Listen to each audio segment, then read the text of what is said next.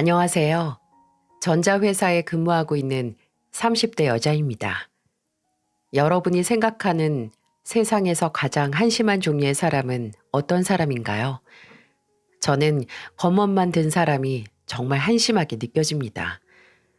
알맹이를 채우거나 성장하려 하지 않고 그저 치장에만 신경 쓰면서 겉만 화려하게 꾸미는 사람은 백발백중 본인뿐만 아니라 상대방도 겉만 보고 판단하거든요. 겉은 그저 돈만 들이면 얼마든지 꾸며낼 수 있지만 정작 능력이나 인성 같은 건 돈으로는 절대 해결할 수 없는 거잖아요. 저도 한때 화려하고 번드르르한 겉모습에 속았던 적이 있습니다. 하지만 그 번지르르한 모습은 부지런히 자기 관리에 철저한 게 아니라 오로지 자신의 겉모습, 자신의 안위만 중요하게 생각하는 이기적인 민낯이 있다는 걸 알게 됐어요. 그리고 이 이야기는 제가 그 민낯을 맞닥뜨린 후에 겉멋만 든 가면을 벗겨서 부숴버리는 사연입니다. 지금은 알아주는 대기업 전자회사의 기획팀에서 일하고 있지만 얼마나 출세를 하고 얼마나 돈을 벌어도 저는 늘 돈 제대로 쓰는 법을 몰랐어요. 옷 하나를 사도 브랜드 상관없이 그냥 오래 입고 유행 안 타는 보세에서 샀고 좋은 걸 하나 먹으려고 하면 소고기 원산지가 어디고 몇 등급인지 따질 줄도 몰랐죠. 제가 검소하다기보단 그냥 어렸을 때부터 보고 자란 습관 때문일 겁니다. 저희 집은 오래전에 사고로 아버지를 여의고 어머니와 저 이렇게 둘만 생활을 했거든요.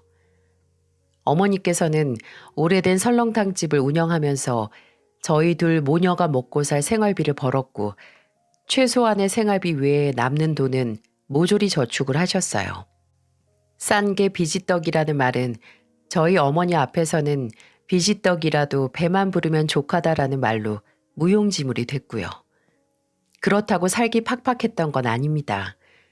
그저 소비를 해야 한다면 값이 싼 최선의 선택지를 선택할 뿐이었고 남들이 보기에는 구질구질하고 악착 같다고 할 수도 있지만 그런 생활 습관이 저와 어머니를 안락한 집에 살 수 있게 해줬고 또 저를 대학에 보내줬고 지금의 편한 생활이 가능하게 만들었어요. 근데 또 습관이 무섭잖아요. 제가 취업을 하고 생활이 예전보다 훨씬 여유로워졌지만 저와 저희 어머니의 씀씀이는 그대로였어요. 1인당 몇십만 원씩 하는 호텔 레스토랑도 남편과 연애할 때 처음 가봤으니 말입니다. 남편은 저와 다르게 쓸 때는 쓸 줄도 알고 또 돈 쓰는데 거침이 없는 사람이었어요. 대학교 동기에게서 소개를 받은 남편은 저와 동갑으로 해외 명품 브랜드 회사의 관리직이었는데 직업만 들어도 좀 화려하고 있어 보인다고 생각을 했어요. 아니나 다를까 소개를 받고 처음 만나는 자리에 남편은 쓰리피스에 딱 보기에도 기성품이 아닌 맞춤으로 보이는 정장을 입고 나왔더군요. 비싼 옷에서 나오는 건지 아니면 탄탄한 직업에서 나오는 건지 모르겠지만 남편의 첫인상은 자신만만하고 콧대가 좀 높아 보인다는 거였네요. 말 한마디 한마디에서 자신감이 보였고 첫 데이트도 굉장히 주도적으로 이끄는 리더십이 있었습니다. 그렇게 제게 없는 점을 갖고 있는 남편에게 전 끌렸어요. 자신을 잘 가꾸고 투자하는 남편에게 말이죠. 남편은 사용하는 향수만 수십 가지였고 옷은 따로 옷방을 만들어도 모자랄 정도로 많다고 했어요. 때로 본인이 누리고 걸치고 있는 걸 나열하면서 뽐내기도 했지만 그때는 자기 관리에 참 철저한 자신감이라고 생각을 했습니다. 이왕 할 거면 뭐든 최고를 해야 직성이 풀리는 남편은 저와 연애를 하던 때도 최고의 데이트 코스를 짜서 왔어요. 좌석 가격만 30만 원 가까이 하는 VIP 뮤지컬 티켓을 예매하고 연줄이 있어서 예약을 해야만 갈 수 있는 원 테이블 레스토랑에 가서 식사를 했죠. 종종 제가 데이트에 돈을 너무 많이 쓰는 것 같다. 그냥 소소한 데이트도 좀 하자고 하니 이런 말을 하더라고요. 나는 지혜 너랑 하는 건 뭐든 최고로 즐기고 싶어. 여행부터 한 끼 식사까지 뭐든지. 나한테 소중한 사람하고 시간 보내는 건데 돈이 무슨 대수야. 그래도 한 번 만나는데 매번 몇십씩 쓸 수 없잖아. 내가 쓰는데 왜 지혜 네가 아까워해? 나는 별 볼 일 없는 곳에서 시간 보내고 싶지 않아. 내가 그러고 싶다니까. 이때 이 사람이 시간을 1분도 그저 그런 걸로 허비하고 싶어 하지 않는구나 라는 걸 느낄 수 있었어요. 하지만 오로지 남편이 제게 돈을 잘 쓴다고 해서 마음이 갔던 건 아니었어요. 아무리 살아가는 방식이 달라도 본질적으로 저희는 같은 점이 있었거든요. 남편도 저와 마찬가지로 일찍 아버지가 돌아가시고 홀어머니와 남동생 셋이서 살아왔다는 점이 같았죠. 만난 지 반년 정도 지났을 때 남편은 술 한 잔 걸치고 제게 고백을 하더군요. 내가 죽어라 출세해서 돈 버는 거? 물론 예전에 누리지 못한 걸 지금 누리기 위해 돈 버는 것도 맞지만 다 나랑 내 동생 키우느라 고생한 우리 엄마 호강시켜 드리려고 그런 거야. 주혁 씨 어머니께서 고생을 많이 하셨나 봐. 우리 엄마 진짜 불쌍하게 사셨어. 지혜 너희 어머니는 그래도 식당 하나라도 있지.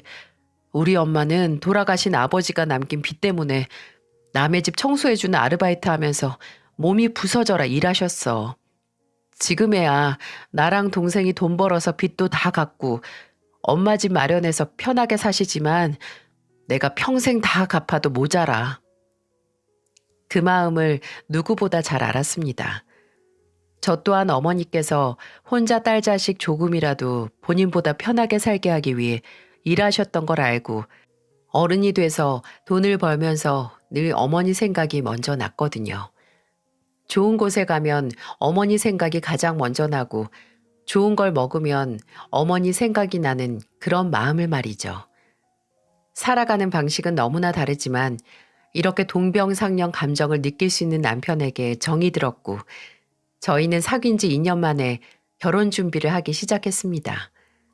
평소에도 본인 어머니 이야기를 참 애틋하게 하고 끔찍히 생각하는 걸 알고 있었지만 실제로 남편이 시어머니와 함께 있는 모습을 봤을 때는 적잖이 놀랐습니다. 처음 시댁에 결혼 전에 인사를 하러 갔을 때 남편은 산만한 덩치로 시어머니께 안겼고 시어머니도 그런 남편을 마주 안아주시면서 엉덩이를 톡톡 때리시더라고요. 제가 보는 앞에서 말이죠. 조금 놀라긴 했는데 그냥 사이가 정말 좋은가 보다 라고 생각하고 넘겼어요.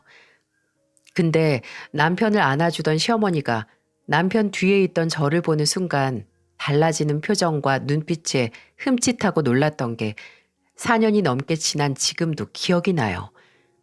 남편을 안아줄 때는 사르르 눈 녹듯이 미소를 짓던 인자한 얼굴이 저를 보자마자 싸늘하게 식으면서 무표정하게 변하는 게 말이죠. 처음 뵙겠습니다. 유지혜입니다. 그래. 잘 왔어요. 들어와요. 나중에는 웃어주시긴 했지만 뭔가 굉장히 가식적인 느낌이었어요.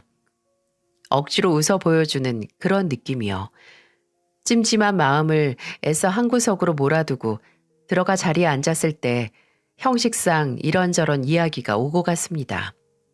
그러다가 저도 아버지가 일찍 돌아가시고 어머니도 혼자 오래 지내셨다는 이야기가 나왔는데 시어머니가 갑자기 굉장히 서글픈 표정을 지으시더라고요. 그래서 본인 처지와 같은 집안이라서 좀 공감이 되시나 싶었는데 그 입에서 나온 말은 전혀 그런 종류의 말이 아니었어요. 우리 아들 불쌍하게 장인하고 술 한잔 못 해보겠네. 아니, 이게 말이 되나요? 불쌍한 건 일찍 아버지가 돌아가셔서 어머니하고 둘이 산 저지 장인한테 고작 술 한잔 못 받는 남편이 대체 뭐가 불쌍하냐고요.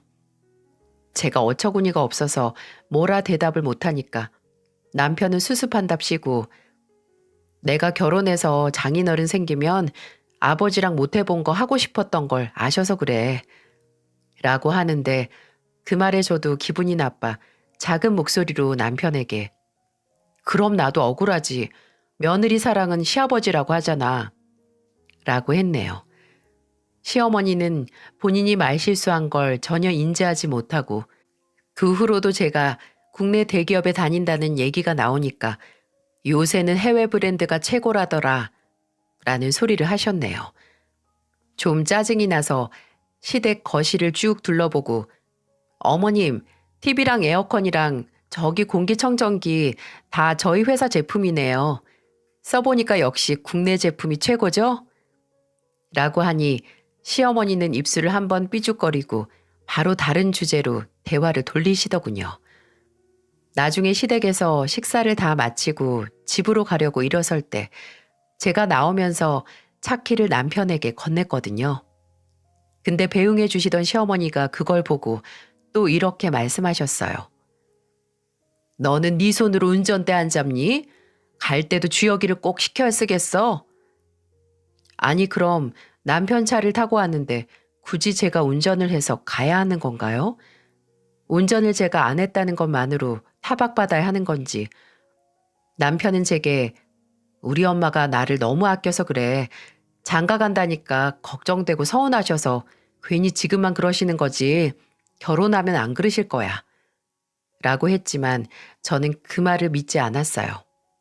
그리고 제 예상이 적중했죠. 시어머니의 이런 행동은 저희가 결혼을 해서 더 심해졌지 결코 나아지진 않았습니다. 오히려 이 첫 만남이 시작이었죠. 솔직히 너무 많아서 전부 늘어놓진 못하겠지만 정말 대표적인 얘기만 해드릴게요. 일단 시어머니는 남편이 힘을 쓰는 꼴을 못 보셨어요. 무거운 물건을 들거나 벽에 못을 박고 가구 같은 걸 조립하는 것을요. 결혼하고 처음으로 시댁 김장을 도와드리러 간 날이 있었거든요. 처음부터 제게 먼저 전화를 하셔서 바쁜 애한테 말하지 말고 그냥 너만 오라고 그렇게 얘기하시더군요. 남편은 주말에 쉬게 내버려 두고 저만 오라고요. 근데 제가 왜 굳이 그래야 하나요? 모른 척하고 남편을 끌고 가니 시어머니는 현관으로 들어서자마자 절 째려보시더군요. 그리고 김장을 준비하면서 김치를 버무려야 할 큰 대야가 필요하잖아요. 근데 바닥에 깔린 비닐이나 신문지는 보이는데 대야가 도무지 안 보여서 시어머니께 물어봤죠.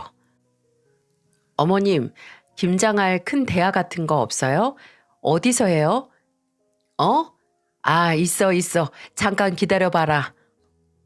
그러고 한참을 주방에서 다른 일을 하셔서 저도 양념 만든 거 정리하고 있는데 그때 남편이 화장실에 갔거든요. 화장실 문이 닫히는 소리가 나자마자 갑자기 저를 부르셨어요.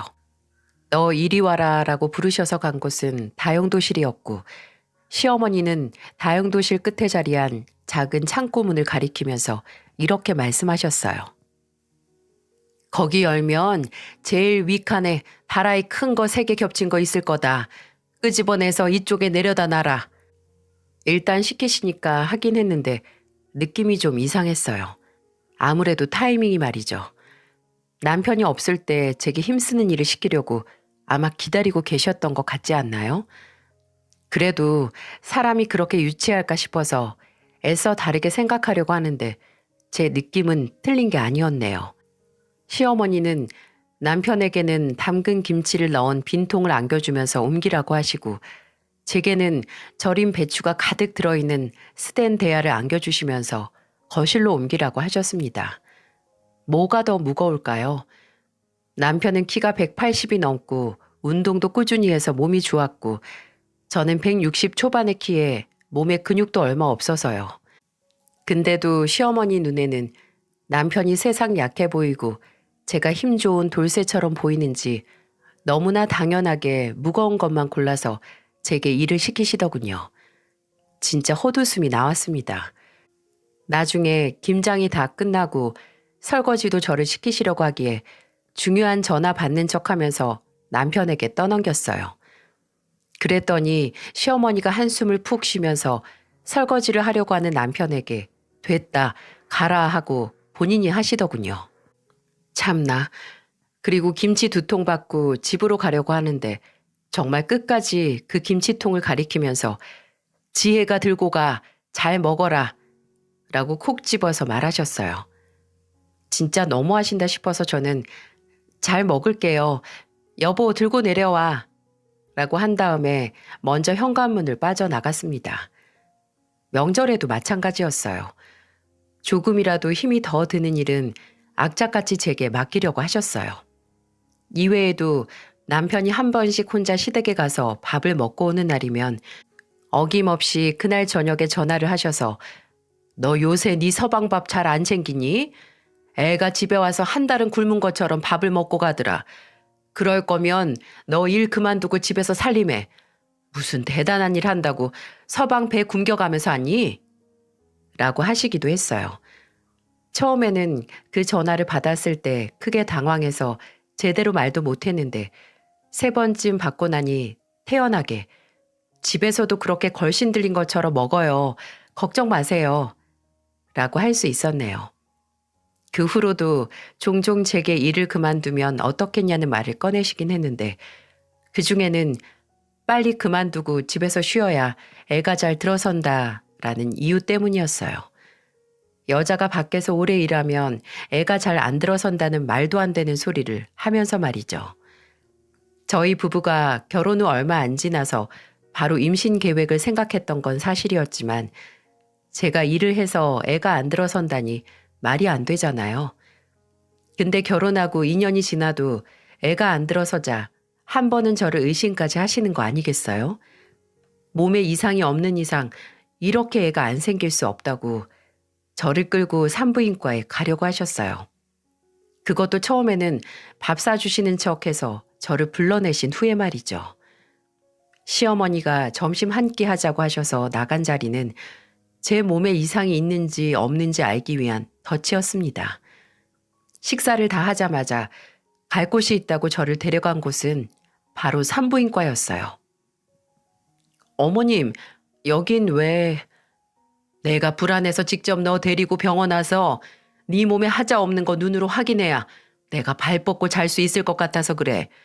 아니 결혼한 지 2년이 다 됐는데 어찌 여직 소식이 없어? 제가 저번에 말씀드렸잖아요. 올해 초에 건강검진 싹 했을 때 산부인과 검진도 했는데 아무 문제 없다고 했다고요. 내가 그걸 어떻게 믿어? 그냥 한 번 더 받아봐. 내가 보는 앞에서.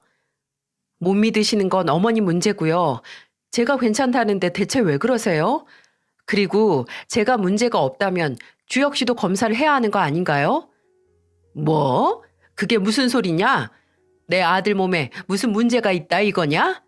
이 김숙자 아들한테는 아무 문제 없어. 그럼 한경애 씨 딸 몸에도 아무 문제 없어요, 어머님. 제발 부탁인데요. 이제 제 임신 문제로 이렇게 불러내시는 것처럼 저한테만 스트레스 좀 그만 주세요. 임신은 뭐 저 혼자 해요? 이렇게 호소를 해도 시어머니는 말을 듣지 않으셨죠. 나중에는 제가 회사를 더 다니려고 일부러 약을 먹어 임신을 안 한다고까지 몰아가셨습니다. 저희 집에 와서 제 책상이나 화장대 약은 없는지 확인하다가 제게 들켜서 한바탕 난리가 나기도 했어요. 그럴 때마다 남편은 그저 우리 엄마가 날 너무 생각해서 우리 엄마가 아직도 내가 애처럼 느껴지나 봐. 다 나 걱정해서 그러시는 거니까 당신이 좀 이해해줘. 라고 정말 말뿐인 위로만 할 뿐이었어요. 그냥 우리 엄마 불쌍하게 살아온 사람이니까 네가 이해해라 라고 강요하는 것밖에 아니었네요. 아니, 오히려 한술 더 떴습니다. 결혼하고 1년이 지나가기도 전에 저는 알아버렸네요.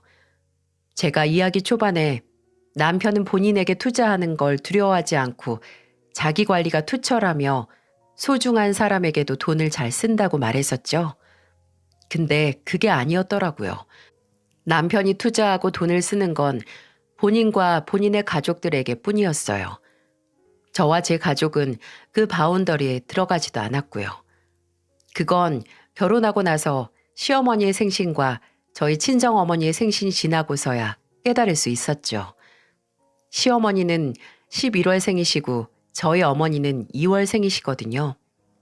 저희는 그해 6월에 결혼을 해서 시어머니 생신을 먼저 축하드려야 했어요. 남편은 제게 선물만 준비하고 생신날 다 같이 식사를 할 레스토랑은 본인이 직접 예약을 하겠다고 하더군요.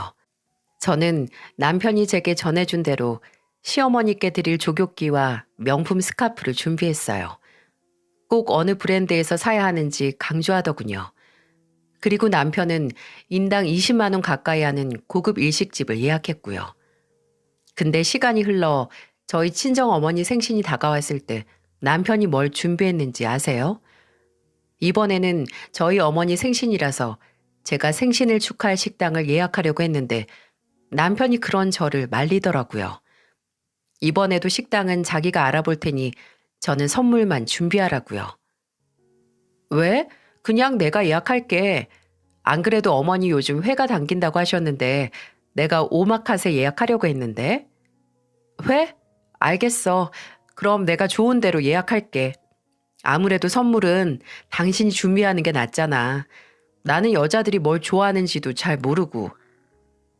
엄선해서 좋은 식당을 예약한다고 하는데 저도 알겠다고 하고 그냥 어머니 선물만 준비했죠. 근데 남편이 저와 어머니를 데리고 간 식당은 시어머니 생신을 축하했던 고급 일식집과는 정반대인 인당 3만 원도 안 되는 무한 리필 해산물 뷔페였습니다. 믿겨지시나요? 본인 어머니 생신에는 20만 원짜리 일식집을 예약한 사람이 장모님 생신에는 인당 3만 원이라니. 아니, 3만 원도 아니고 정확히는 2만 7천 원이었습니다. 꾸역꾸역 할인까지 다 받아서요. 제가 뷔페 앞에서 넋이 나가서 물어봤어요. 여기야? 설마 여기서 우리 엄마 생신 축하를 하자는 거야? 괜찮지? 여기 지점이 특히나 평이 좋대. 장모님이 회 드시고 싶다고 하셨죠? 오늘 마음껏 드세요. 진심으로 그 자리에서 뻔뻔하게 웃는 얼굴을 주먹으로 치고 싶었어요. 우리 어머니가 왜 이런 무한 리필 뷔페에서 생신을 축하받아야 하지? 우리 어머니가 시어머니보다 못한 게 뭐가 있다고 라는 생각에 얼굴이 점점 굳어지는 게 느껴졌어요. 근데 저희 어머니는 그래도 사위가 모시고 온 곳이라고 예약한 룸에 들어가서도 웃으시면서 잘 먹겠다고 하셨어요. 식사하는 내내 입에 음식을 넣어도 맛이 안 느껴졌습니다. 밥을 먹는 내내 이 인간을 어떻게 요리할까라는 생각만 했어요. 혹시나 이렇게 저렴한 곳을 예약했다고 했으니 따로 선물이라도 준비했을까 싶어 넌지시 물어보니 안 했답니다. 선물은 제 담당 아니네요. 식사 후에 어머니를 모셔다 드리고 집으로 가는 차 안에서 정말 한마디도 안 했습니다. 집에 도착했을 때 오히려 남편이 제게 먼저 말을 걸었어요. 뭐야? 당신 왜 밥 잘 먹고 입이 대빨 나왔어? 뭐가 문제인데? 뭐가 문제냐고? 정말 몰라서 물어? 진짜 모르는 거면 당신 지능에 문제가 있는 거야. 어떻게 당신 엄마 생신에는 인당 20만 원짜리 식당을 예약했으면서 우리 엄마는 3만 원도 안 하는 뷔페를 예약해? 제정신이야? 당신 엄마랑 우리 엄마를 이렇게 노골적으로 차별할 수 있어? 뭐야? 아니 그것 때문이야? 나는 장모님이 회 드시고 싶다고 해서 많이 드시라고 뷔페 간 거지. 너도 참 속이 좁다. 웃기고 있네. 모른 척하지 마. 누굴 머저리로 알아? 당신 분명히 당신 엄마랑 우리 엄마 차별한 거야. 진짜 진심으로 대접하고 싶었으면 생신날 비싼 횟집이나 일식집 가서 드시고 싶은 만큼 무제한으로 시켜주지. 무슨 무한 리필집에 가? 당신 엄마 생신에 무한 리필 뷔페 갈 수 있어? 당신 회사 상사들 모실 때 무한 리필집 갈 거야? 명품 브랜드에서 일한다고 온 몸을 명품으로 두르고 다니면 뭐하니? 정작 가족은 무한 리필집 데려가서 대접한다고 하는데. 그건 다르지. 장모님은 워낙 아무거나 잘 드시잖아. 음식도 원래 맛을 아는 사람 입으로 들어가야 안 아까운 거야. 그래? 그럼 내년 시어머니 생신에는 당신이 먹던 남은 음식 대접하면 되겠다. 그치? 뭐? 너 그게 무슨 말이야? 당신 어머님 꼭 당신이 먹다 남긴 밥 싹 드시잖아. 감자탕에 있는 고기도 그렇고 간장게장도 당신이 먹다 남긴 거 꼭 한 번 더 싹 긁어서 드시잖아. 남은 음식만 먹던 사람한테 그렇게 좋아하는 남은 음식 드려야지. 안 그래? 이 사건 후로 같은 문제로 몇 번을 싸웠는지 몰라요. 그 다음에 시어머니 생신에 제가 생신 선물로 저희 어머니 생신에 갔던 무한 리필 뷔페 2인 동반 무료 티켓을 드렸던 때 한 번 더 박터지게 싸웠어요. 남편은 본인 가족이나 본인에게 드리는 돈이나 시간, 노력은 전혀 아까워하지 않으면서도 꼭 저나 저희 어머니께 들어가는 투자는 아까워서 쩔쩔매면서 꼭 어떻게 해서든 더 싸거나 시간이 덜 들어가는 길을 찾으려고 했습니다. 한 번은 무슨 바람이 불었는지 본인 회사 브랜드에서 새로 출시한 화장품을 가져와서 저희 어머니 가져다 드리라고 주더군요. 웬일이래? 하고 고맙다고 했는데 뭔가 화장품 케이스들이 굉장히 작은 겁니다. 근데 용량이 되게 작다. 원래 크림 한 통에 50ml는 하잖아. 이건 30ml 정도 돼 보이고 이건 20ml 정도 되겠는데? 아, 신제품이라서 그래. 신제품이라서. 정식 출시 전에 먼저 만든 거라 아무래도 용량이 좀 작아. 그리고 원래 고급일수록 용량은 적은 거야. 이 얘기를 듣고 그저 그런가 보다 했는데 거짓말을 치려면 증거를 완벽하게 없앴어야죠.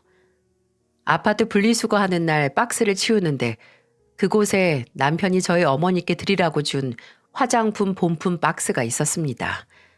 그리고 그 박스를 들었을 때 본품 60ml와 함께 샘플 20ml가 같이 들어있었다는 걸 알게 됐죠. 그렇습니다. 본품은 본인 어머니께 드리고 공짜로 딸린 샘플만 저희 친정 어머니께 적선하듯이 준 거예요. 그때 바로 어머니를 드리려고 했던 작은 크림통을 들어 소파에 누워있던 남편에게 던졌습니다. 이딴 샘플 줄 거면 차라리 주지 말라고 필요 없다고 고래고래 소리를 지르면서요. 남편은 순간 얼굴로 크림통을 맞아 화를 내려다가 제 손에 들린 본품 박스를 보고 말을 잇지 못하더군요. 지도 할 말이 없겠죠. 그저 본인 아들만 귀하게 여기는 시어머니와 마찬가지로 남편 또한 그저 본인과 본인 어머니만 소중할 줄 아는 그런 이기적인 인간이었습니다. 심지어 지 혼자서 알아서 효도를 하는 것도 아니었어요. 저희 어머니한테는 샘플 주는 인간이 시어머니가 조금이라도 몸살이 나시거나 하면 저한테 이런 말부터 꺼냈으니까요. 엄마 혼자서 괜찮으실까? 당신이 가서 죽 좀 만들어 드려야 하는 거 아니야? 약 좀 챙겨드리고. 왜 당신이 안 가고 내가 가? 아니 며느리가 시어머니 편찮으시면 갈 수도 있지. 내가 뭐 못할 말 했어? 내 말은 왜 아들인 당신이 먼저 갈 생각은 안 하고 나한테 먼저 떠넘기냐는 말이야. 야, 됐어. 내가 너한테 무슨 말을 하겠니? 우리 엄마도 참 불쌍하시지. 이렇게 정없는 며느리나 보고. 우리 엄마야말로 불쌍해. 생신날 무한리필 뷔페나 데려가는 사위 봤으니까. 명품 브랜드에서 일하면 뭐하니? 하는 짓이 명품이 아닌데. 그리고 제가 저희 어머니께서 무릎 수술을 하셨을 때 휴가 받아 병원에서 간병하러 갔거든요. 근데 제가 간병 가기 전 집에서 간단하게 짐을 싸고 있으니 뒤에서 삐딱하게 서서 그러더군요. 너는 너희 어머니만 중하고 우리 엄마는 안중에도 없지? 장모님 아프시다니까 바로 튀어가네? 그럼 너도 튀어가던가. 나한테 가서 죽하라고 해놓고 내가 안 간다고 했으면 너라도 갔어야지. 그나마 나는 너한테 떠넘기지도 않고 내가 알아서 하잖아. 어머님도 참 딱가시지. 입으로만 효도하는 자식 때문에 편찮으실 때 죽 한 번 못 얻어 드시고. 그리고 나는 어머님 편찮으실 때 안부 연락이라도 했어. 근데 너는 우리 엄마 수술하신 다음에 전화라도 드렸어? 아니잖아. 저희는 이런 다툼이 쌓이고 쌓여서 급속도로 서로 사이가 안 좋아졌습니다. 집안에서 마주쳐도 거의 대화다운 대화도 안 했고요. 명절에도 각자의 본가로 갔습니다. 남편이 저희 집에 갈 때는 할인마트에서 싼 돼지고기 사가려고 하고 시댁에는 LA 갈비 사가려고 했을 때 이후로 말이죠. 아무리 중요한 일이 생겨도 딱히 말도 안 했어요. 저희 어머니께서 무릎 수술 이후 하시던 설렁탕집을 정리하시고 평생 모은 돈으로 3층짜리 건물을 인수했을 때도 남편에게 전하지 않았습니다. 안 그래도 남편 회사와 멀지 않은 곳에 있는 건물이라서 나중에 남편이 먼저 알게 되면 그때 말할 생각이었어요. 괜히 말 전한다고 먼저 말 걸었다 또 싸움하기 싫었거든요. 진심으로 이렇게는 못 살겠다. 정말 애 생기기 전에 이혼해야지 하고 고민까지 했답니다. 어머니께 상담을 하고 싶긴 했지만 꿈에 그리던 건물을 인수하셔서 한껏 고조된 어머니의 기분을 망치긴 싫었어요. 어머니는 식당을 정리하고 작지만 건물주가 된 후 조금 쉬셔도 좋을 텐데 수술한 지 얼마 지나지 않은 몸으로 매일 건물에 출근하듯 가셔서 청소를 도맡아 하셨거든요. 그렇게 한껏 충만한 행복을 느끼시는 어머니께 딸의 이혼 결심을 바로 전할 수는 없었네요. 그렇게 간간히 먼저 이혼했던 친구들에게 조언을 받아가면서 혼자 끙끙 앓고 있었어요. 그러다가 알다 못해 막 썩어가려던 이가 알아서 툭 뽑힌 사건이 터지고야 말았어요. 하루는 남편이 퇴근하고 집에 와서 계속 비죽비죽 웃는 게 아니겠어요? 저랑 눈을 마주칠 때마다 굉장히 기분 나쁘게요. 며칠 전부터 감기 기운이 있다고 죽어가던 사람이 왜 저러지 싶어서 미심쩍었는데 밥을 먹다 말고 대뜸 이런 소리를 하더군요. 이번 주 주말에 우리 엄마 모시고 바람 좀 쐬러 가자. 이번 주? 안 돼. 나 금요일에 엄마 모시고 병원 갔다가 엄마 집에서 자고 올 거야. 너는 무슨 며느리가 그러냐? 좀 시어머니한테 잘 보일 생각 없어? 주말에 모시고 좋은 데 가서 같이 시간도 좀 보내고, 어? 그러는 너는 좋은 사이가 될 생각은 있어? 평소에 전화 한 통 안 하는 주제에 무슨 할 말이 있어서 그래? 야, 전화? 참나. 내가 아무리 전화를 한다 한들 장모님은 내 전화 받을 시간도 없으실걸? 청소하느라 너무 바빠 보이던데? 뭐? 그게 무슨 소리야? 내가 너 쪽팔릴까봐 말 안 하려고 했는데 너도 참 너무하다. 아무리 네 엄마가 건물에서 청소일 하는 게 부끄러워도 그렇지 남편한테도 말을 안 하냐? 무릎 수술하시고 뭐 식당 매출이 얼마나 떨어졌길래 장사까지 접고 건물 청소를 하고 다니셔? 말 좀 똑바로 처음부터 해. 무슨 소리인지 알아먹게. 끝까지 모른 척하네. 나 오늘 회사 근처 병원에 갔는데 장모님이 계시더라. 아주 팔 걷어붙이고 바지 땅까지 젖고 청소 열심히 하고 계시던데. 참 그렇게 열심히 일하시는데 딸은 쪽팔려서 남편한테도 말 안 하고 장모님만 불쌍하시다. 당신 지금 땡땡상가 말하는 거야? 거봐, 당신도 알고 있네. 그래서 너 병원 갔다 우리 엄마 만나서 아는 척은 했어? 아니 뭐 장모님이 워낙 바빠 보이기도 했고 또 나도 점심시간에 병원 간 거라 시간이 없어서 그냥. 아, 창피해서 아는 척도 못했다? 야, 그러는 넌 자기 엄마가 건물 청소하는 거 쪽팔려서 나한테도 비밀로 했으면서. 그래, 쪽팔리만도 하지. 나도 건물 청소로 한 푼 버는 장모 쪽팔리던데.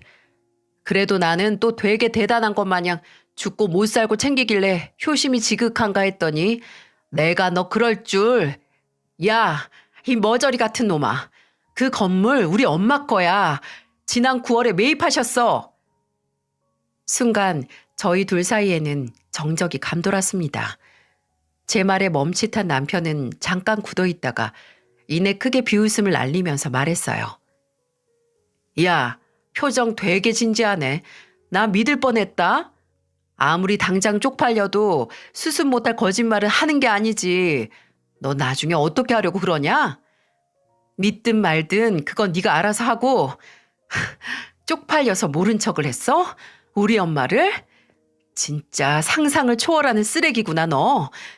내가 처음에는 무슨 콩깍지가 껴서 명품 휘두른 널 좋아했는지 모르지만 지금은 알겠어. 네가 왜 명품에 집착하는지. 본인 자체가 구제할 수 없는 싸구려라서 사서 걸치는 것 정도는 명품을 둘러야 그나마 사람처럼 보여서야. 맞지? 뭐? 야, 너 말 다 했어? 진짜 구질구질한데 누군데 나한테? 다 필요 없고 너 말 한 번 잘 꺼냈다. 타이밍 잘 맞췄어. 우리 이혼하자. 나 어제 변호사 보고 왔어.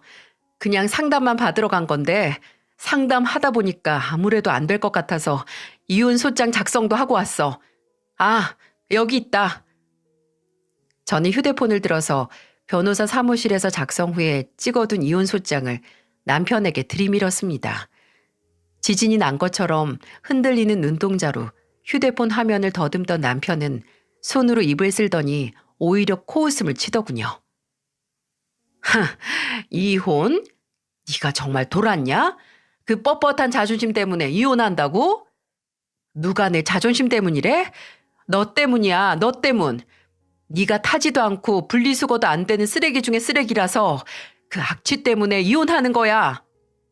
네가 나랑 헤어지고 잘 살 것 같냐? 웃기지 마.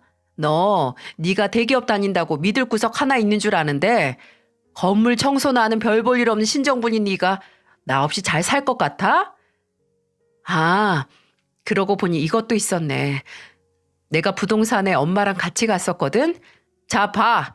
이걸 보고도 못 믿겠으면 뭐 어쩔 수 없고.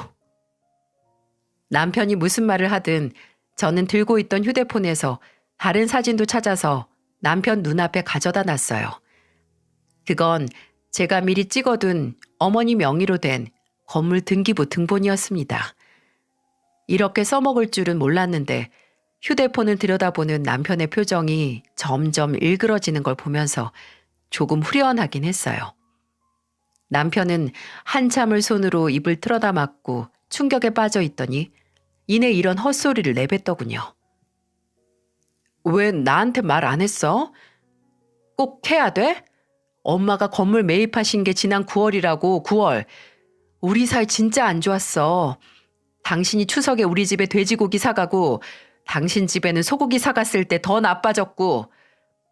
그럼 이게 다 내가 장모님 댁에 소고기를 안 사가서 이런 거라고? 넌 머리가 그렇게 나쁘냐? 어떻게 말이 그렇게 돼?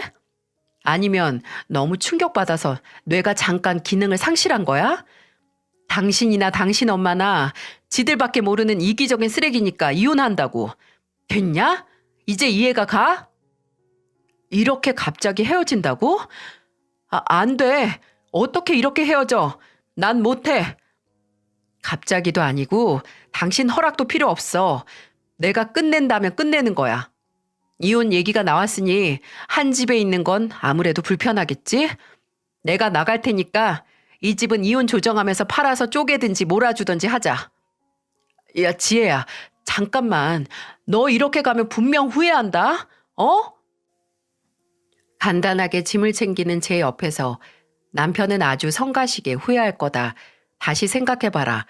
너 너무 감정적이다. 라는 소리만 하더군요. 저는 트렁크 가방 하나를 들고 가방을 챙긴 다음에 저를 졸졸 쫓아서 현관문 앞까지 온 남편에게 말했어요.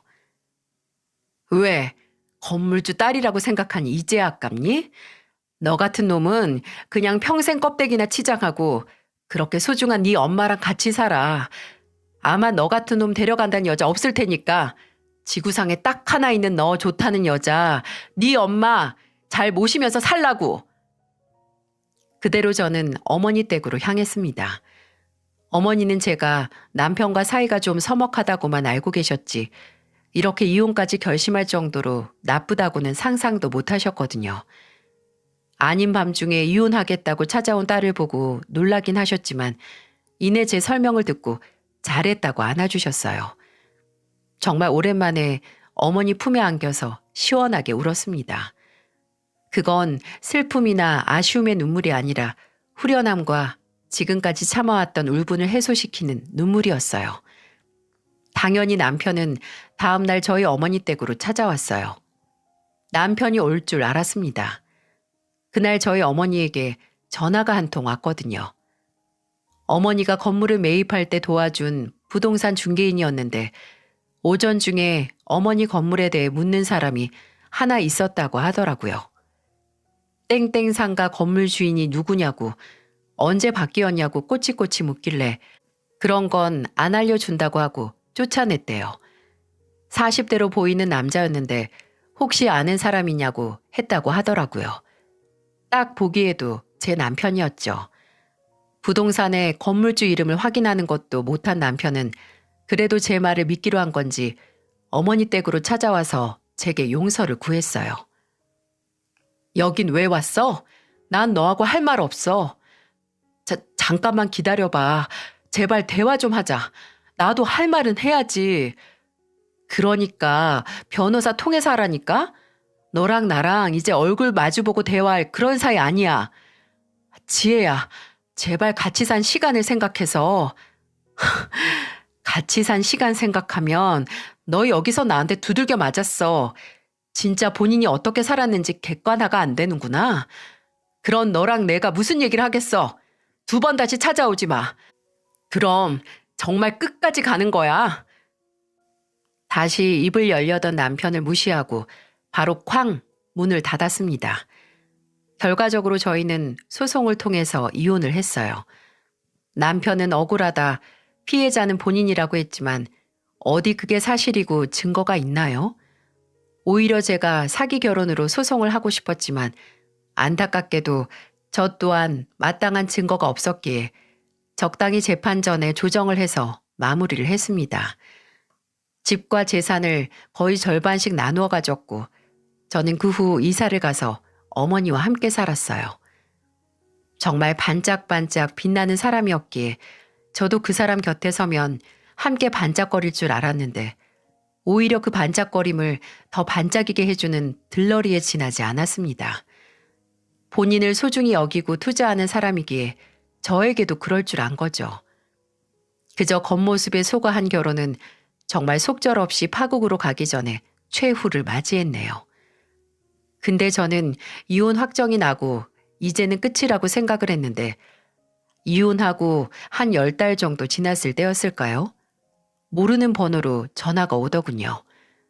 이혼한 지 거의 1년이 다 되어 가는데 혹시 전 남편과 관련된 전화일 거라 생각도 안 하고 받았는데 앞불싸 시어머니였습니다. 아니, 시어머니였던 사람이죠. 처음에는 목소리도 못 알아보고 여보세요? 말씀하세요. 라고 하니까 이내 정말 다 쉰 목소리로 나다, 나야 라고 하는 말에 숨을 삼켰어요. 무슨 일이세요? 왜 전화하셨어요? 혹시 주혁이가 너한테 연락했니? 네? 아니요. 그 사람이 왜 저한테 연락을 해요? 그리고 그쪽도 저한테 연락하지 마세요. 이제 남보다 못한 관계니까. 그렇게 단호하게 전화를 끊었는데 이틀 뒤에 한 번 더 전화가 왔어요. 또다시 그 인간이 혹시 저한테 찾아가진 않았냐고요. 짜증나고 답답해서 무슨 일이냐고 하니 한참을 뜸을 들이다가 정말 충격적이고 알고 싶지도 않은 얘기를 제게 해주더라고요. 주혁이가 한 달 전에 회사에서 잘렸어. 아니 그게 이혼하고 정신을 통 못 차리다가 회사 안에서 불륜인지 뭔지 했다지 뭐니. 근데 지혜야, 네가 생각해봐라. 주혁이가 어디 그런 짓을 할래니? 애미가 저만 바라보고 사는 거 뻔히 아는데 어떻게 결혼한 회사 사람이랑 눈이 맞아서 회사에서 잘려. 제가 그걸 어떻게 아나요? 저도 그 인간이 어떤 인간인지 모르고 결혼했다가 죽순 입장인데.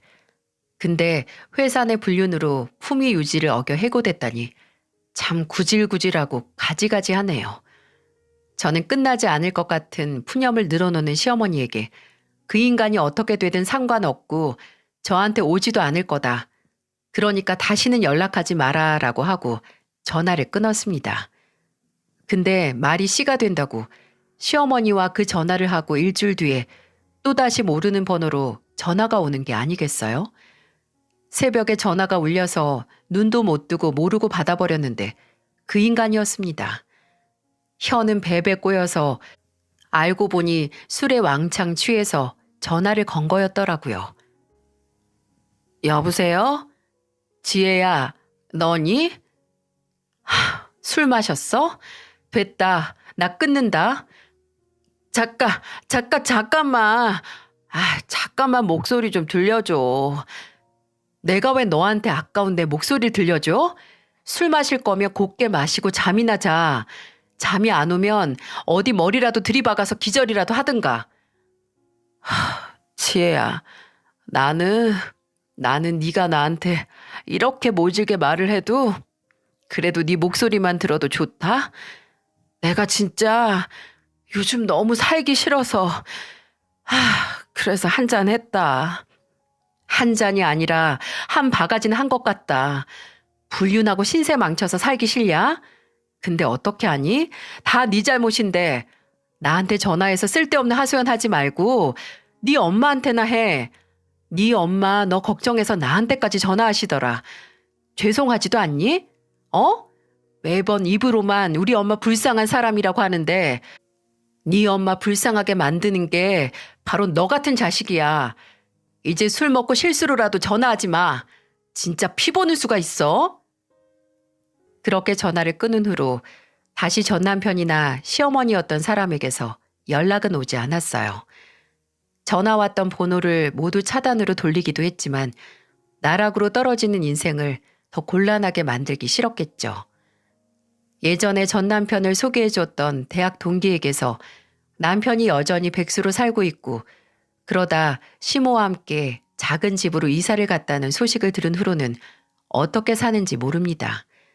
그렇게 명품 인생, 지 잘난 맛에 사는 인간이 한순간에 어머니 집에 얹혀 사는 날백수가 되다니 진짜 인생은 짧은 것 같다가도 그 과정에서 시시각각 무서운 지각 변동으로 사람을 정신없게 만드는 것 같습니다. 그 과정을 괴롭게 만든 것도 다 그 인간이 자초한 일이지만요. 저 또한 제 인생을 조금 더 고달프게 만들긴 했어요. 그 인간이 정말 어떤 사람인지 모르고 결혼까지 해서 3년의 결혼 생활 동안 괴로웠으니까 말이죠. 이제는 그 괴로움 속에서 벗어나 자유를 맛보며 어머니와 단란하게 살고 있지만 혹시 제 눈에 콩깍지가 늦게 벗겨졌으면 어땠을까 생각하면 소름이 끼칩니다. 어머니는 건물주가 됐음에도 지금까지 일주일에 3번은 꼭 건물에 나가셨어요. 가서 건물 관리부터 세입자들과 소소한 만남까지 하고 계세요. 비상시국으로 인해 지난 몇 년 동안 모두 힘든 시기를 거쳤는데 어머니께서는 세입자분들을 위해 월세도 내리면서 착한 임대인 캠페인에 동참을 하셨어요. 아마 이런 어머니의 심성이 전 남편과 제가 아무리 살아온 배경이 같을지라도 다른 종류의 인간으로 자란 이유겠죠. 홀어머니를 향한 효심이 지극하다는 게 같다고 할지라도 남까지 갈아가면서 본인 어머니를 챙기려고 하는지 아니면 혼자 알아서 효도를 하는지 방법이 다르니까요. 지금도 한번 크게 데인 여파인지 그놈이 다 그놈 같아 보여서 다시 누굴 만날 시도조차 안 해봤습니다. 그리고 아마 앞으로는 크게 이변이 생기지 않는 이상 어머니와 함께 옹기종기 살 것 같아요.